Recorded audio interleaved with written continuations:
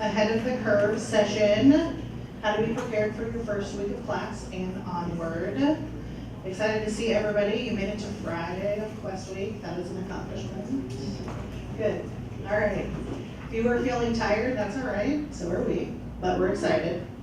We're getting ready for Monday. Okay, so I'm Dr. Kristen Schatzer here with you again this morning to hopefully address many of your questions that have surfaced so far this week about academic life here at the university. I'm joined by another instructor, Dr. Emily Medlock, teaches in the College of Education and is also the instructor for a number of you for your Lipscomb Experience class. And our rockstar student presenter, Rusha, is here with us as well. Hi, I'm Rosha, but most of y'all know me by Rue. I'm just here to tag team with my professor here and answer any questions y'all may have. Okay, great. So as you can imagine, it was a little challenging to address every single person's question because there are over 60 of you in this room, but we're trying to, at least in the broad strokes, address all of the categories of questions that you shared after Wednesday's session. We have time today, we're together for about an hour, so as you have more specific questions that arise, or you'd like to ask a follow-up question based on the information that we're sharing with you this morning, all of that is totally appropriate and would, in fact, I would encourage you to ask questions as we go along, just for clarification's sake. So a number of you asked questions like, how do I best study for my classes? I cannot answer that question for you. That is an individual question, but I will point you to a lot of resources here on campus related to study tips, academic resources, and the like, plus a lot of other information this morning. Okay, so we'll go ahead and get started. I want to encourage you, building on the remarks I shared with you on Wednesday, that you are in fact, as of Wednesday, all adults in this room, surprise, you can be your own best problem solver. So as we're going into next week, I'd like you to, at least by name and hopefully by location, be familiar with some of the most significant resources for tips, suggestion, and help on campus here that are available to you.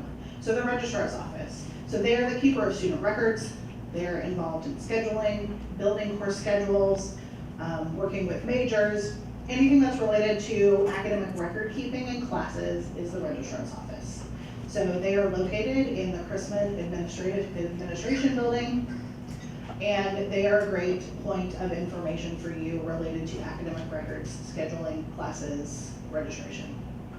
The Academic Success Center is in the basement of Beeman. That's the building that houses the library, but they're in the basement.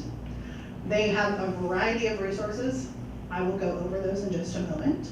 But they do run a series of workshops on academic success. A number of those workshops are related to study skills. So if you really want to do a deeper dive in tips for how you study at the college level, that is a great resource for you. Again, in the basement of the Beeman building, basement of the library building. Your advisors are also great sources of information.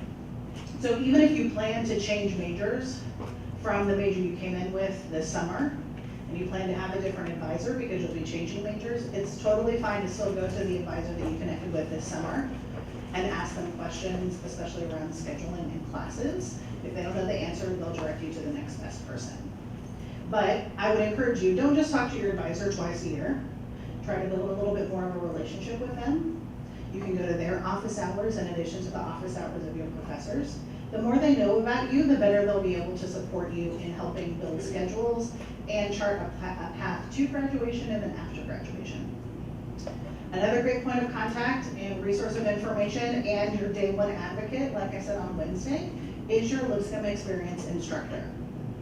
So hopefully that is an individual that you feel comfortable talking to after especially a couple of weeks of class as you begin to know them better and build a rapport. So I would encourage you to use them as a point of contact and resource as well.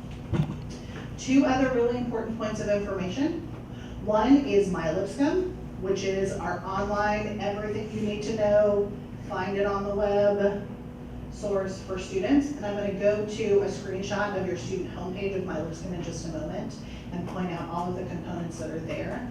A lot of answers to the questions that you posed on Wednesday are found there on My Lipscomb. So that again is also a resource that you should probably look at fairly regularly so you become familiar with what is on the site and you know you can access the information that you need at any point. And then the last piece is something that's maybe going to be unfamiliar to you up until this point of time, but the academic catalog is the contract that you enter into at the university when you start in this academic year. So it's going to tell you exactly everything you need to do to graduate. It'll have course descriptions in there. It'll have descriptions of university policies. So that also is available online. So you can just do a keyword search on an internet search engine, Academic Catalog Lipscomb University 2018. That is also a really good source of information. Not good sources of information. These are not good sources of information. I'm going to tell you in just a moment. Even though we love them, you're RA. Maybe not a great source of information around academic things. It is possible that some university policies, academic and otherwise, have changed this year or in the last couple of years since they began at Lipscomb. So they may know a lot of information, but they may not be the best source of information for you, especially around academic questions. You have an older sibling who graduated from here 5 years ago. Same thing. Their experience will not be your experience. Your roommate, hopefully you love them. Also not the best source of information. Go to primary sources of information when at all possible, when the stakes are high, AKA when you need to know things about academic life here at Lipscomb. Primary sources of information is anything that's printed, hard copy or digital copy by the university, or an employee of the university. So those are your best two sources of information on how you get your questions asked and answered starting next week and on into your career. Rue, would you add anything? Dr. Medlock, would you add anything? I would just add that a lot of times as an advisor, we get questions. A lot of times as an advisor, we get questions about financial things. And I will just tell you that your instructors and advisors do not have access to that information. And so the financial aid office, if you have questions about a bill or if you have holds on your accounts, that you need to make sure that you check with them because your instructors and advisors don't have that information in front of them. And I would add, I know many of y'all have questions, and we point out to our website. Well, it's very possible just to go on the Google search engine, then type Lipscomb University and whatever kind of, if you're looking for social clubs, Lipscomb University social clubs or Lipscomb University student life, it will work in the search engine just to navigate anywhere. And the biggest helpful thing for me when I'm dealing with my own problems, going to the registrar or whatever, is knowing my L number, because you're going to need that for everything. If you're emailing the registrar or anyone with an administrative title, always say, hey, your name, and I always put in parentheses my L number. Just from the get-go, they can access any information they need from you. So get to know that L number. Yes, excellent. I did fail to mention things related to financial aid office, the business office. Yes, anything related to student accounts, financial aid, scholarship, tuition, those questions should be directed to those entities. That is certainly not unconnected to academic life, but it's not directly related to things that are happening related to your classes and your major. But you have a lot of information. Here is a screenshot of your student homepage on My Lipscomb. So you can kind of customize what this looks like. I suggest doing that. I suggest spending some time here. Sadly, it's not the most intuitive interface. So employees use this, students use this. I'm forever clicking around in here and trying to find whatever it is the heck that I'm looking for. So spend some time here so you can find out and be familiar with what is already here on this page. So you see to the left, our menu navigation, it includes things like the business office, financial aid, the registrar's office. In the middle, you have information about finding grades. So this is where, for those of you who asked how can I find my grades? Once final grades are reported, then your information is found here. You can find information about registering, adding and dropping classes. This is just the top page of what's available on this homepage screen. So as you scroll down, you can see things like changing your major or minor. That information is here as well. And so I recommend becoming as familiar with this as possible. Tips on My Lipscomb? I know many of y'all ask like, hey, how do I check out my grades before they're finally posted? And that will be through Canvas, which you can access through My Lipscomb. Also, I want to remind you of our new Lipscomb app, which is, I think, more easy to use, more easy to navigate, just has lots of different subsections. You click on it, it leads you somewhere else. So I find it more easier to navigate than this, so maybe you can tag team your Lipscomb app with the MyLipscomb webpage. So yeah, familiarize yourself with that. It's the most useful source. Yeah, that's a great point from Rue. So for those of you who are wanting to check your grades over the course of the semester before final grades are then reported, your professor really should be able to make this information available to you in a regular manner. If your instructor uses Canvas, you should submit work and then receive grades on work and feedback through that portal. If your professor doesn't use Canvas, then just be looking for feedback from them. Here's an invitation for all of you to step into this world of adulthood. If you have a professor who is assigned some particular assignment, and you haven't received feedback or a grade on that assignment before the next assignment is due, this will happen. It's not super helpful, but it will happen. If that is the case, go to that professor during office hours and say, could I get some feedback from you, whether it's a grade on this previous assignment or something else that will help me be prepared to respond to your next assignment.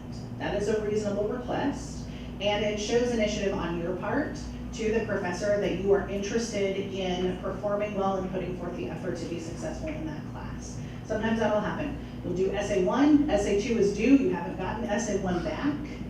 Don't go into that second assignment blind. Give your professor some time. So not the night before Essay 2 is due, email them at 10 o'clock and say, hey, I didn't get a grade on Essay 1, what am I supposed to do on Essay 2? That would not be a good plan. But if you can talk to them maybe a week before Essay 2 is due, just using this as an example, then you can get feedback from them before you have to produce that second assignment. Questions on that? Questions on that? Yeah, and I know there are a few professors on Canvas that are very tech savvy, so they don't like to use Canvas. I had a class that I didn't know my grade until the end, but I always had the opportunity to go and check in on that. They know how to email. So if you email them, hey, I was wondering what my grade is at this point. Would you shoot me what that looks like now? And they'll be happy to do that. But just a warning, not everyone will use Canvas, but most of them will have your grades up there. But again, they're very easy to talk to, so just shoot an email, hey, what's my grade, or what did I get on this, if it's done, if it's graded. They're very easy to talk to. Yeah. An even better way to have that conversation about what is your standing in a class is to email the professor to make an appointment to see them during office hours. Say, I'd love to talk to you about my progress in this course. You can tell your instructor, I will bring all of my work that I've submitted to you up to this point and we can go over it. That really gives your professor a notice to answer your question, and it also shows how proactive you are and the ownership that you're wanting to take in your academic performance. That is a really great way to engage with your professors around checking your progress in a course. Dr. Medlock, any other suggestions? Just make sure that you're proactive. I think that's the main thing is if you have a question, make sure you email or stop by the instructor's office and set up an appointment.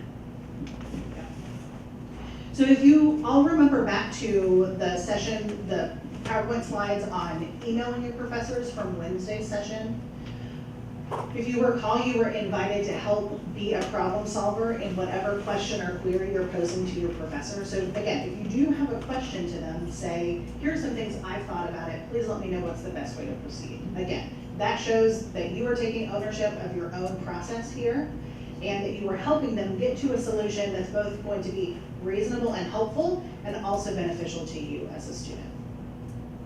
Questions about any of these things before we move on? Okay. So I mentioned the Academic Success Center is a tremendous resource here on campus. And even though this space is relatively small, there are about 1,000,005 things that are happening there at any given point in time, and they are all for you as students, and they are all free resources. So for those of you who are in any kind of math class this semester, yes, there's a math lab there in the Academic Success Center. So that's tutoring sessions, sometimes one-on-one sessions around specific math classes that are offered here at the university. You are not the first cohort of students to take these math classes, nor are you the first who might struggle with these courses. So there are upperclassmen here in the Academic Success Center who are available to work with you on specific math courses. The next resource that's available through the Academic Success Center is the Writing Studio. This is a tremendous resource here on campus. So this is a program that's staffed by university students who have all been trained to work with you as coaches on your writing process. So for many of you, and for those of you in my Lipscomb Experience class, you will be required to go to the writing studio for assignments. This is great practice because it helps you, A, actually work on drafts for your writing, and it also introduces you to the writing studio first semester freshman year. So this is a resource that's available for incoming students, for graduate students, for employees who are here at the university. There is nothing at all wrong with going to the writing studio. It's not saying I'm not good at writing. It's saying I need to write and I'd like some help. And who wouldn't like help? The writing studio, it is tremendous. There's also study space, academic coaching. So if you're thinking about changing my major, or I'm thinking about this as a professional field, I'm not really sure, or I'd like to go to med school, but I just got my physics grade and it was not great. What do I need to do? Academic coaching is a great resource as well. There's tutoring rooms. There are supplemental instruction sessions, which basically means that there will be, for some of your classes, like organic chemistry, there will be an upperclassmen student who has taken that class, who has done well in that class, who will hold supplemental instruction sessions. So basically that's outside of class, additional class sessions, to help you know that information and material and study for exams. And then other tutoring and mentoring resources. There's also technology available for loan or use within the Academic Success Center. So that's something to be aware of as well. A couple life hacks, doing student. I know a few math teachers that include on their syllabus extra credit opportunities, and sometimes it could be visiting the math lab. Like extra credit for just simply visiting the math lab. So check out the syllabus. Always check out the syllabus and see if that's on there. Also, I'm just gonna keep it real with my professor even in front of me. I go to the writing studio even if I feel confident about a paper, just a 30-minute session for them to proofread it, because they will send an email to the professor letting them know that you came to them, and the professor will be like, hey, like they really tried.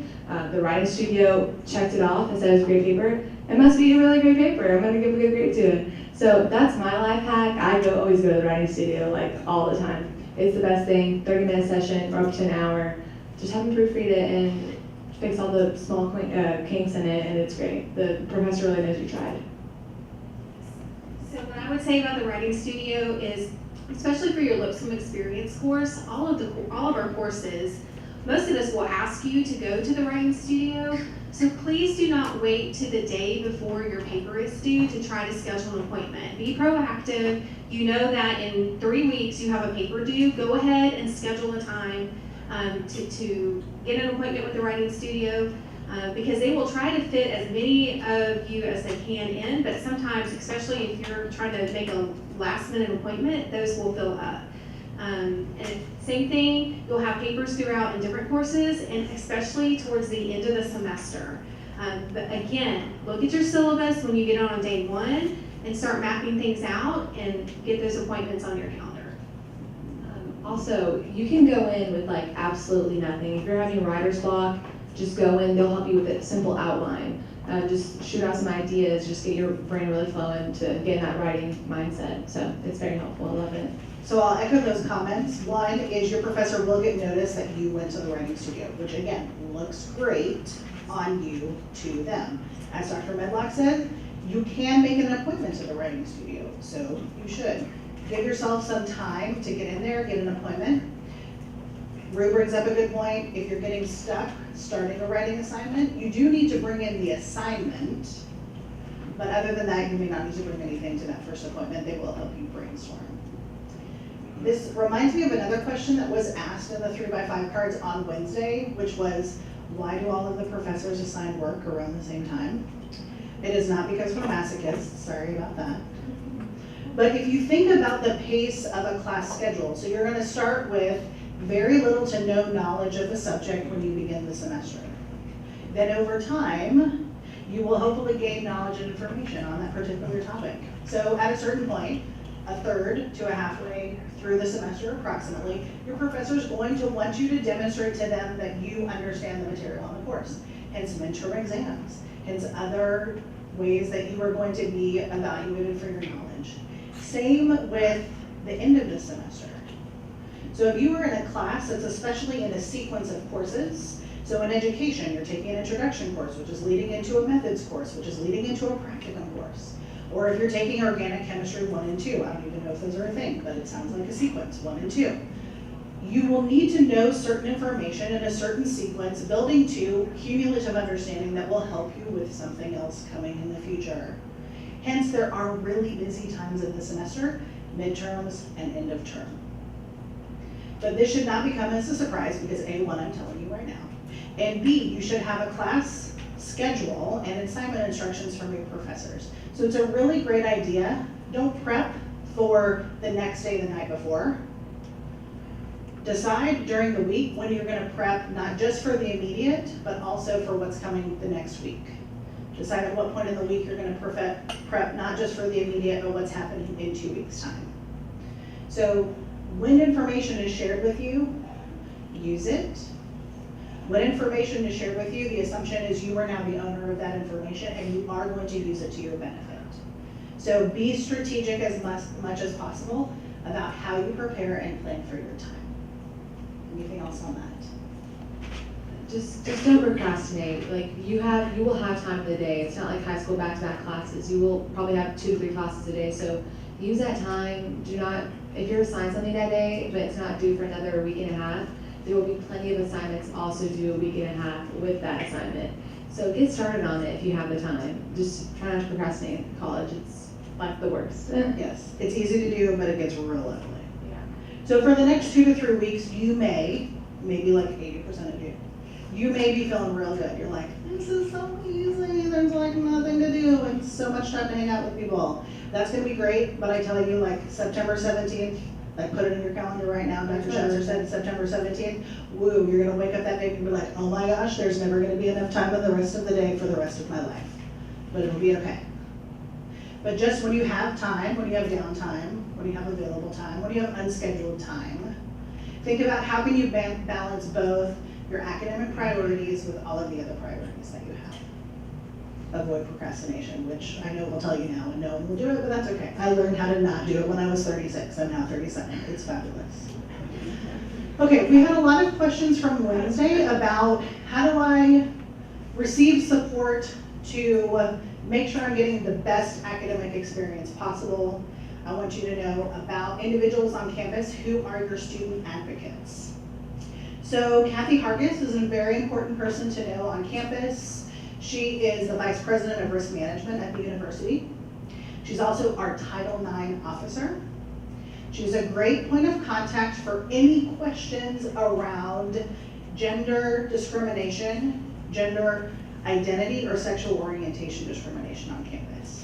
If you want to take a picture of this slide, I highly recommend it. Everyone's email is firstname.lastname@lipscomb.edu, so if you need to contact these individuals, this is a great resource for you. Caitlin Shetler is in the Academic Success Center. She is responsible for accessibility services. Prentice Ashford is a new dean on campus, a tremendous resource to students. He's the dean of the Office of Intercultural Development. And also you can send all of your questions to me if you want, but again, your Lipscomb experienced professors are a good point of contact to make sure that you are having the best academic experience possible. So say you're running into a challenge with an instructor in another course, they can be a good point of contact for you. Also, setting up a meeting with someone in the Academic Success Center is a great resource as well. If you feel like, oh, this class is not going great, I'm really not connecting with this professor, or something happened in class that made me really wonder, like, what in the world is going on, they're a great resource for you. Anything to add, Britt? They're awesome. Use them. They want you to come. They're very Yes. opening and welcoming. Yes. For whatever reason, this seems counterintuitive, but we want students to come to our offices. Like, we like seeing you outside of class. It's not an imposition as long as you give us some notice or come during our office hours. So don't be a stranger. Your professors are here to support you in a variety of ways. So related to that, your professors can be a tremendous mentoring resource. They can be a great set of wisdom and insights into a specific profession. What is life like after college? someone who has been in your seat and has moved on from there and can be a wealth of knowledge and information. It's great to talk to your professors during office hours, to go visit them, to send emails, to set up appointments, but professors are often interested in talking to you and taking you to the Well Coffee Shop across the street on Granny White Pike. Or they might want to meet with you in Starbucks, although Starbucks is really loud for old people like me. So talk to your professors and say, hey, could we meet at the Student Center? Or are you interested in going to the Well? And they probably will offer to buy your coffee, which is great. So connect with them as much as possible because professors appreciate students who take initiative. Yeah, our professors are awesome, and just because we're on such a small campus, they typically will remember many of you, and I have professors inviting me over to their house for dinner, so do not be weirded out by that. Like, that's not weird here. It's pretty normal. So connect with them. They want to be a mentor to you. They want to have an actual relationship with you besides academically. So definitely take advantage of that. We have some great professors here. I would just say, do not hesitate to go to one of your professors. I know sometimes that's very strange, but you'll see, and you don't be afraid to say hello when you're walking across campus. It's always nice when we're going to the Student Center. We like to see familiar faces too. So, if we see you in the Student Center or if we're at one of the events on campus, don't be afraid to come up and say hi. We'd love to get to know you, and also a lot of times we'll be with our families, and we'd love for you to get to know our families as well. So what questions do you have now? We'd like some more time for interactive Q&A. Please. Yes, good question. So where do you recommend students comfortable with library studies, not the library? Okay, The general campus? sure. So even though you said not the library, there are reservable study rooms in the library. So you can go on the library website, or there are posters with QR codes on the front doors of the library that will allow you to schedule a study room. So those are great. So you can do that individually, you can do that in small groups, you can reserve those rooms in 2-hour increments. So for commuter students or really anyone, that's a great place of quiet space, uninterrupted space. All of those rooms have really nice windows, and they're all on the second floor. So it's kind of like the best study space possible. I believe that we will this year, as we have in past years, have a space on campus that is the commuter lounge. So that information will be shared with you through the Office of Student Life in the coming weeks to let you know that there is space there. Historically, there have been refrigerators there if you want to keep a lunch. There have been microwaves there if you want to heat up a lunch. There's been study space tables, places that you can be with other people and then also just individually studying. So that's a great question. Yeah, Gordon. Yes, the commuter lounge, they actually just built. There's a brand new commuter lounge that they're putting in the student center. It used to be beneath Elam, but they relocated because they wanted you guys to be plugged in more on campus and allow you to talk to more people and like interact with other students on campus. So it's gonna be in the student center, like catty corner, kind of to Chick-fil-A, and that's where Lewis Nelms, who is the director of commuter relations, that's where his office is, and there's gonna be desks, tables, chairs, I think maybe some couches that you guys can chill and study at. And you guys as students on campus, if you live on campus, are also more than welcome to go in there and hang out with commuters if you want to. So there's that. Thank you, Courtney. That was helpful and more accurate and up-to-date information than I knew. Even if you're a commuter, you're still more than welcome to come to lobbies of residence halls, which are always super comfortable and have a TV there for you to chill too. So, yeah, there's that. And many of the academic buildings, Ezel not as much anymore because it's jam-packed for space, but a lot of the academic buildings will have kind of, for lack of a better word to say, nooks and crannies of places where you can study, and they won't be like little caves in the corners of places, but there'll be spaces where you can set up shop, study, work with other people in between classes, before or after classes. All of the academic buildings, for the most part, do have spaces like that as well. What other questions? Yes, please. For the writing studio, do we have to make it, or can you go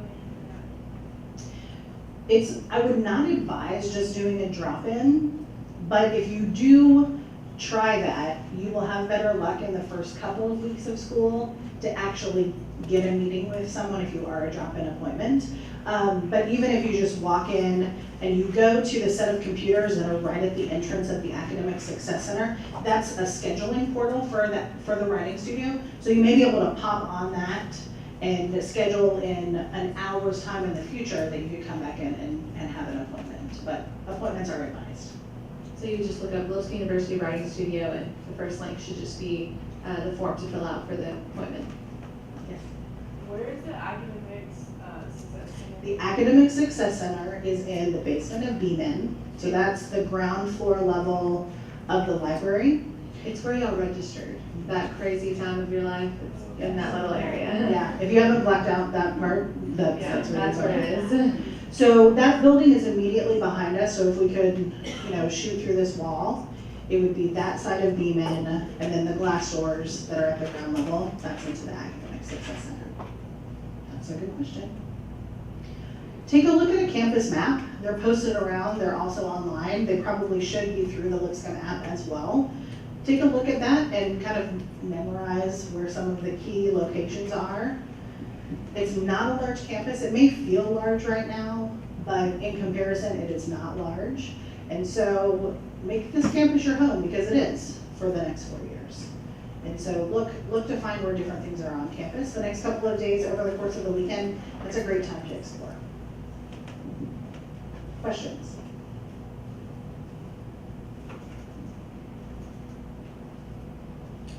So on the schedule this afternoon, there is another resource fair, academic departments, and other involvement opportunities. The resource fair is from 2 to 3 over in the Swain building, which is diagonally that way. Come by. Different departments will have free giveaways. You can clarify anything that I've said. If you have questions about books in the bookstore, they should be there. If not, just go to the bookstore and ask your questions there. One other thing that I don't want to forget to mention, though, was another set of questions that were asked on Wednesday is how do I be prepared for the first day of class in terms of supplies? What should I bring? Definitely go to class with something to record and write down information. So pen and paper is great. Pen and a notebook is great because you don't know about your instructor's technology use policy. So they may not prefer the use of laptops in class unless it's specifically tied to an assignment. So notebook and pen. If you show up with nothing else on Monday and Tuesday, definitely show up with those things. You can bring a laptop as well, and then you can kind of feel out your classes. If you have already bought or received any of your textbooks for your classes, it's fine to bring them on days 1 and 2 of class. If you don't have them yet, it is very unlikely that your professor will need you to have them day 1 and 2 of class. And if you are going to be assigned work, there probably will be some way for you to access that material, even if you're waiting to get your textbooks in hand. So notebook and pen is great, laptop is fine, books are good, but not critical for days 1 and 2. Questions related to that? Don't show up empty-handed to class ever. That's a real bad idea. And also, keep all of your class materials together. So if your professor gave you something in week 3, she, myself for sure, might reference it and ask you to bring it out in week 5. So keep all of your materials in one place that's organized so you can access it and use that information throughout the course of the semester. Please.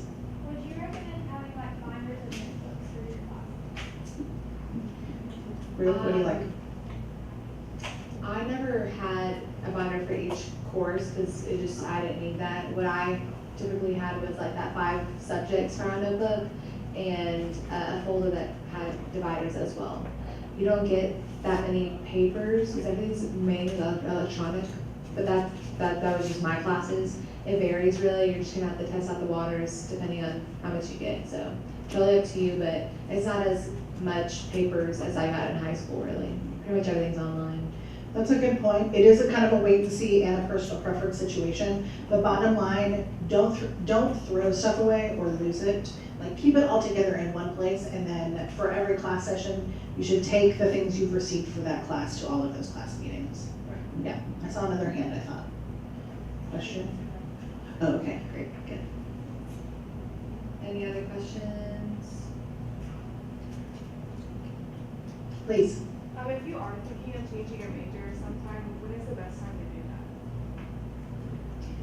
that? So if you're thinking about changing your major, it is okay to kind of get a couple of weeks into this semester before you decide that you want to change. That's totally fine, especially if you're in a couple of classes that will give you some introduction. That's okay. Around advising time, which will happen about midterm, that's a good time to have that conversation. If you're like 99% sure that you're going to change your major, you can go to Lipscomb Advising, either on My Lipscomb or just Google Lipscomb University Advising, and there's instructions on how to change your major, and then that will be the domino effect that allows you to change your advisor. Yes. If you're thinking about studying abroad this next semester, Yes. how disruptive is that to freshmen? Like, is it advised, ill-advised? So that's going to be fairly rare because a lot of our programs will already be full for spring or will be actively filling for spring. It really depends on your major and the program in terms of is it already at capacity with students with higher standing in terms of sophomores or juniors. But it can be done. And so talking to Global Learning is a great first point of contact for asking those questions. They should be at the resource fair this afternoon. But yeah, sophomore year is prime time.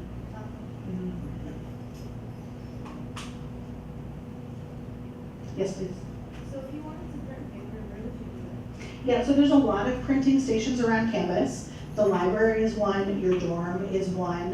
Where are other places, printing stations? Literally every building you'll find, so if you need to print something on your laptop, you go to printing.lipscomb.edu, and it has a long list of printers in all the buildings with the name description on it and location.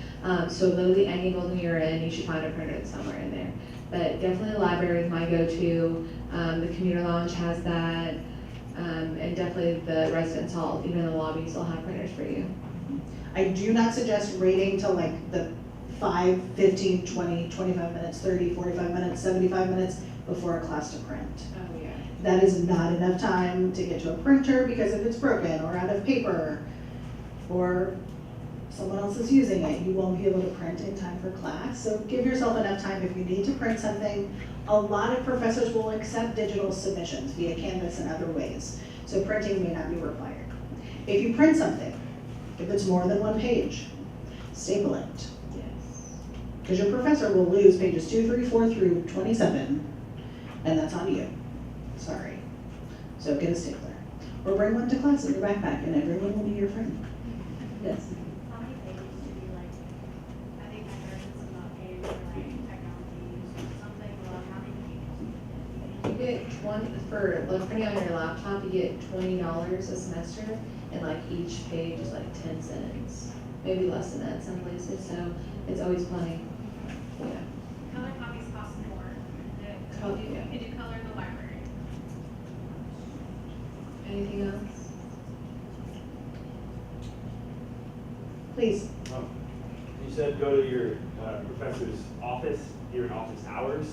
What are office hours? Office hours are times that your professor should be in their office available to talk to students.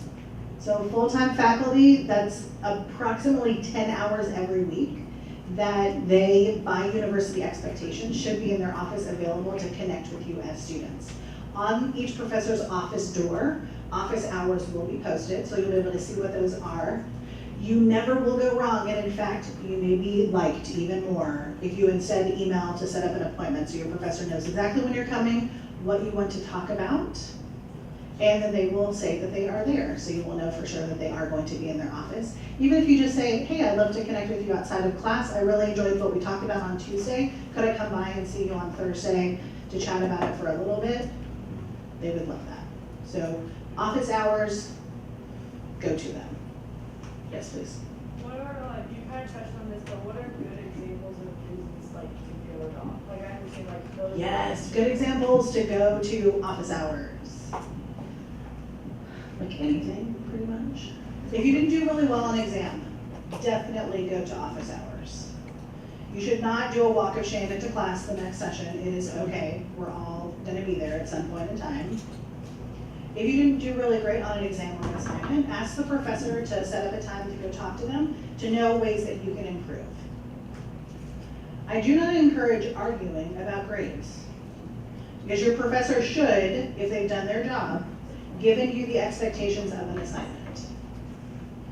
If you receive feedback on an assignment where you feel like your perception of what you did is different than the grade that you earned, ask your professor for an opportunity to do a redo. If it's not an exam, that's a viable option. I provide for all of my students an option to revise every assignment until they get to work level that is of a grade that they are satisfied with. I'm not gonna say that every professor does that, but if you feel like I really met the expectations of the assignment, not that you worked hard. Work hard doesn't always equate and earning an A grade.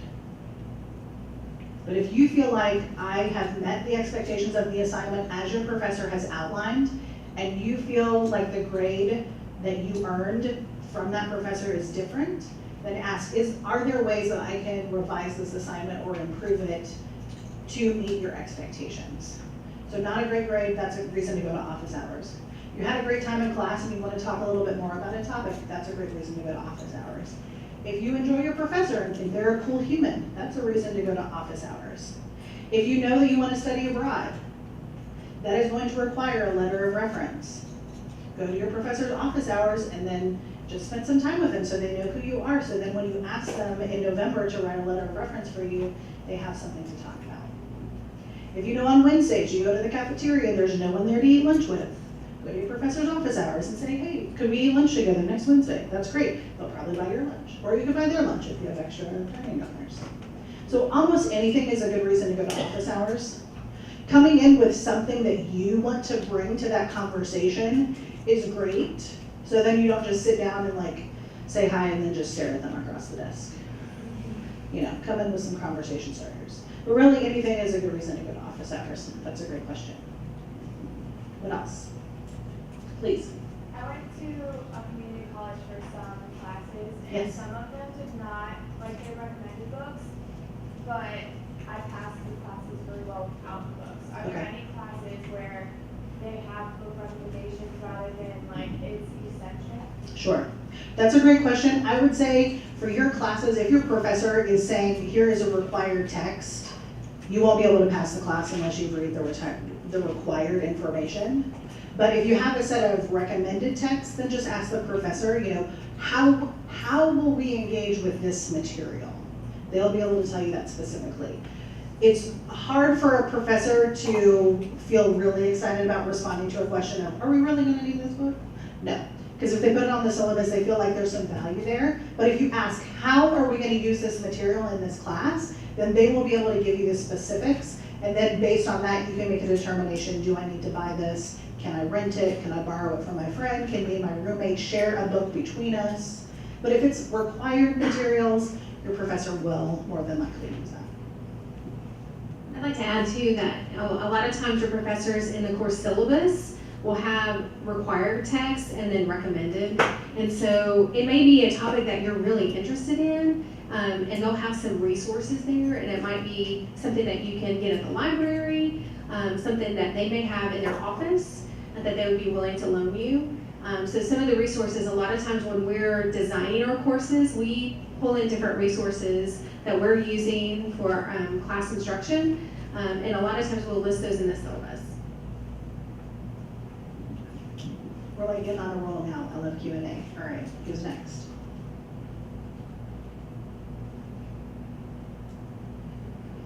Okay, Dr. Medlock and I will be here to answer any other questions that you would like to ask us. Please scan out with Corey over here with the great socks and shoes. Thank you guys very much. Have a great day on Monday.